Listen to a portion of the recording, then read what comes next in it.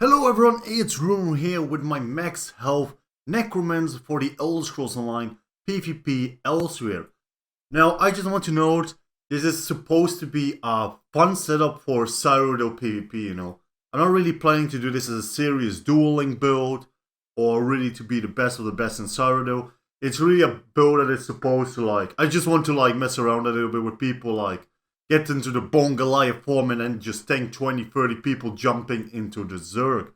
So with that being said, like I said, it's not supposed to be the best of the best builds, just gonna be something fun to run around with sometimes and just see how it functions. I already was in Cyrodiil, I unfortunately didn't capture it. I used the relic artifact weapon to destroy a keep. I ran into a bunch of people, I got attacked by 10 people, I got all the NPCs on me. I went in the Bone Goliath form and I was just easily tanking them. Why? Because the Bone Goliath form is running around max health. It deals 5% of your max health as AoE damage, and the damage it deals you also get it back in healing. So if you have 10 people around you and you deal 5k damage in AoE, that's 50k damage a second, plus you get it as a healing. On top of that, the Skite is also based on max health and the amount of enemies you hit to heal yourself. So yeah, I mean I killed this guy here, but like you can see, I barely do any damage. It is really a tanky build that with the Skies you really can have some sufficient self-healing until you get your Bone Goliath form up. Then you go into the Bone Goliath form and you try to snare people and then you just AoE damage them. This is really supposed to be fun for PvP in Cyrodiil with wall enemy Zergs and then just jumping into them. Of course I'm still testing it around, see what I can improve. But this is just an early version that I already got a video about, and then we'll keep updating it and keep playing around with it. I will definitely play myself in Cyrodiil Elsweyr when the Necromancer is actually live. I'm actually very excited for that. So let's just go into the skill setup and the gear setup and what we are currently using to reach this amount of max health. Now during the video you saw before, I didn't have the Elite Well bonus, nor did we have Emperorship. Of course, these stats you currently see are not in PvP. In PvP we have some more health. So what do we use? First of all, we use Plague Doctors. Of course, we use Plague Doctors. 5 pieces of Plague Doctors. And then on top of that, we use Warrior Poet's Ring. I'm currently trying around with different sets. I kind of like Warrior Poets because of the gain minor toughness at all time, increasing your max health by 10%. It also gives us increased spell resistance and physical resistance. Apart from that, 2 monster sets, both with max health, any will really work. I don't have the best armor setup at the moment, but that is mostly because you don't have this set in light or medium armor.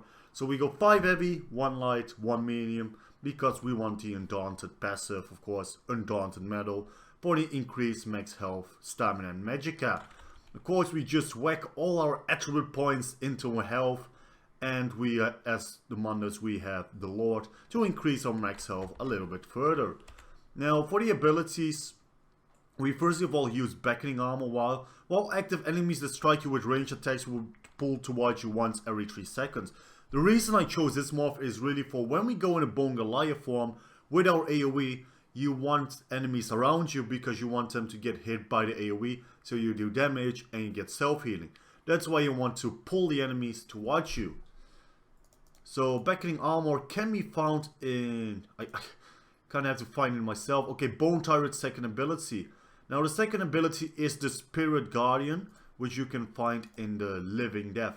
Why the Spirit Guardian? Well, first of all, Spirit heals you or the lowest health every 2 seconds, restoring 875 health. Not a lot of healing, but that's not too important. While active, 10% of the damage you take is transferred to the Spirit instead. So basically that's 10% of the damage goes towards the Spirit. Very helpful. Then the next ability is Ravenous Kite. Slice into enemy's life force, dealing 3.5k physical damage. Enemies damaged by you receive 2000 health absorption for 2 seconds. You heal for 10,000 for the first enemy hit and an additional 3.3k for each additional enemy, up to 5 times. This portion of the ability scales of your max health. So especially when we go in Bone Goliath form, this is even stronger. You can get 15k health ticks for each enemy hits, plus 4 to 5k for every additional enemy. So, I mean, the damage is not that great. Like I said, it's not really supposed to be a DPS build, but the healing you get from this is amazing. It's also a really big circle. It's not like a small ability. If you look at it, you see it's almost like a 180-degree angle that you have as an AoE for self-healing. And the more enemies you hit, the more you get. Then we have Dead and Pain. So Dead and Pain is really interesting, especially when you have corpses around you. Sap the lingering life from fresh corpses, granting you 2 ultimate and healing for 2.9k every 1 second for 2 seconds per corpse consumed. While you have the heal active, you gain major protection, reducing the damage you take by 30%. This ability scales off your max health. So not only do you get quite a decent healing, another 3k every 1 second for 2 seconds and a little bit of ultimate points, but it also gives you major protection. So when you have 5 corpses around you, you gain the healing for 10 seconds and you also gain major protection for 10 seconds, reducing the damage you take by another 30%. So there's already 10% going to the Spirit Guardian and then another 30% to the Dead and Pain ability if you use it. While slotted, your damage taken is also reduced by 3%. So just by having this active and this on your bar, you already gain a 13% damage reduction. Then I have Heroic Slash. Heroic Slash, well, of course, you know, it snares your enemy. That is very nice if you use the ultimate, but mainly for the ultimate generation. The main goal here is to go in the ravenous Goliath form and just wreak havoc in that form. So the more ultimate generation, the better, because we can get in that form sooner. As the ultimate, I have Spell Wall. Spell Wall, I just have this on the back bar in case you get a lot of pressure, but you are just not quite ready yet for the ravenous Goliath. So this is just a cheaper backup ultimate that I have slotted for this case. Now the 2 in the bar, this is your, well, offensive bar. First of all, we have Unnerving Boneyard. Use 10k frost damage. I mean, that is not too important, but it also applies Major Breach and Fracture to enemies within, reducing their spell and physical resistance by 5.3k. Consume a corpse and cast with you 20% more damage. So yeah, basically the Major Fracture and Breach that you apply is really nice, and it's an AoE. So you really can go in there as a Ravenous Goliath and place this debuff on your enemies. So that is really nice and useful. Second ability is Ghostly Embrace. Summon 3 special skeletal claws from the ground in front of you, snaring your enemies by 50% for 5 seconds and inflicting minor pain for 5 seconds, reducing the damage done by 15%. So reduce enemies' damage done and you also snare them. Here you go, nice AoE. Skeletal Archer. Now, the Skeletal Archer really doesn't do a lot of damage for us, I'm totally aware, but it's just a little bit of extra damage. And on top of that, it produces a corpse. So you now have 2 things that can give you a corpse. The Spirit Guardian and the Skeletal Archer. So every 16 seconds you can have a corpse. And that's where you can use the corpse for Dead and Pain. So for that, they are really useful because those corpses are only useful for you. No one else can take these corpses around you.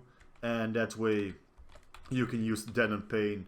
You can kind of time it when you have to use it.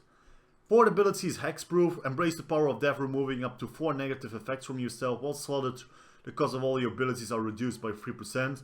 So it reduces the cost of our Ravenous Goliath and some other abilities. Not a lot of reduction, but it's basically a purge for 1.8k health, which is not a lot, you know, we can miss 1.8k health. And then as the last ability, I have Rally, increasing our weapon damage by 20% for 33 seconds. I mean, it's just a little bit of the heal and the increased weapon damage. Though it's not too important. I might swap out Rally in the future. I'm still playing around with everything. I also used to have Blight the Blast Bones because of the Major Defile that you could apply with it. So you could swap that out. Like I said, I'm still playing around with it, swapping around. But this is an early prototype and I just want to share it with you guys. And the ultimate, of course, Ravenous Goliath. While transferred to your light attacks, restore 1 and you blah blah blah. You do 4.3k damage to nearby enemies every second and heal for that amount. These abilities scale off your max health. Now this is 4.3k without the 30k that you get for going into the Ravenous Goliath form as well. When we go in the Ravenous Goliath form and we are in PvP area, we hit around 108, 110k health. So that is very nice. That's around, well, 5% from that is like 5.5k AoE damage. Some people might have a little bit of resistance, so that will be 5k.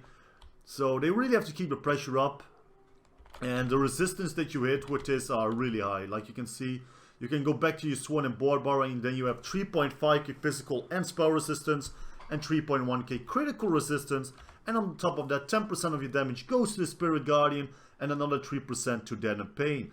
And again, if you use Dead and Pain, you gain major protection. That's a reduced damage you take by 30%, 10% reduction for the Spirit, and 3% from the passives. That's a 43% reduction on an already tanky guy that might even have an AoE healing ability. I'm really curious how this is gonna be like in a really big Zergs. Like I said, I only tested against like 10 people or so. But like, I really want to jump in somewhere when everyone is like attacking, keep everyone is waiting outside. That's when I want to go jump in, use the beckoning armor to pull enemies towards me, and just see what I can do. So yeah, I'm definitely gonna run this myself. Regarding the Munda Stone, I just quickly did this, so it's not too optimized, but it's decently. Like, we have a bit in Bashing Focus, Warlord, Sprinter, Siviner. Then we have quite a lot of Mooncal for the stamina recovery, increase the magic and stamina, because we do a lot of heavy attacks, because we don't have a lot of sustain, and Arcane as magic recovery. Increase the effectiveness of healing reduction. So this was with the Blast Bones. If you don't run it, then obviously don't get befouled. Blast, increase your healing done. Shattering Blows, increase your damage done to enemies with shields. Increase your damage done with light and heavy attacks. Increase your damage done with direct damage attacks, very important. Precise strikes a little bit, piercing, and of course mighty. Iron Glad, reduce your damage taken against direct damage. 40 in spell shields, 40 in resistance. You really want to 40 in resistance because I really like to aim at least like 3k critical resistance, especially with a tank. 11 Thick Skinned, 37 Hardy, 37 Elemental Defender, 3 Expert Defender, 42 Heavy Armor Focus, and 37 Quick Recovery. Now regarding races, I myself am a Nord on this one because the ultimate gain that you get on it, and of course you gain a little bit of max health. Ever since they changed it to like flat out rates, it's not that important to be like a health race. If I would have a percentage increasement, then I would probably have rolled with like an Imperial or something like that. But now it's just a flat rate. I really like to Nord because you get the Rock passive, increase your physical and spell resistance by 4k. And then you also gain, when you take damage, you gain 5 ultimate. Regarding the traits on jewelry, I have stamina recovery, stamina recovery, stamina recovery, and healthy. I am thinking about swapping out maybe just one healthy, even though it means 1.1k health loss, for another protective, or maybe even 2. I mean, of course you lose 2 or 3k health, but you almost hit 40k physical and spell resistance, so that will be incredibly high. But we are already at like 35k on the Swan and Board Bar. Now currently I run Ravenous on the Swan and Board Bar because it's scaled on your max health anyways. So we really go back to the Swan and Board Bar if we want to be tanky. And here we also have most of the buffs, so it's easily to recast. You only have to go to your offensive bar if you want to snare, or if you want to use your rally, or if you want to summon your archer, or apply a defel on the enemies, or maybe purge yourself.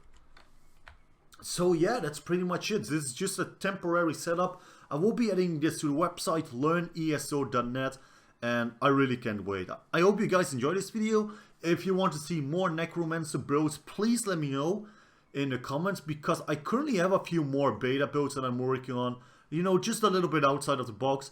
I will also be uploading some, well, let's say meta builds for PvE and PvP that are really focused on doing the, you know, the triad rotation, triad build. But this one is definitely going to be fun and just for messing around in Cyrodiil.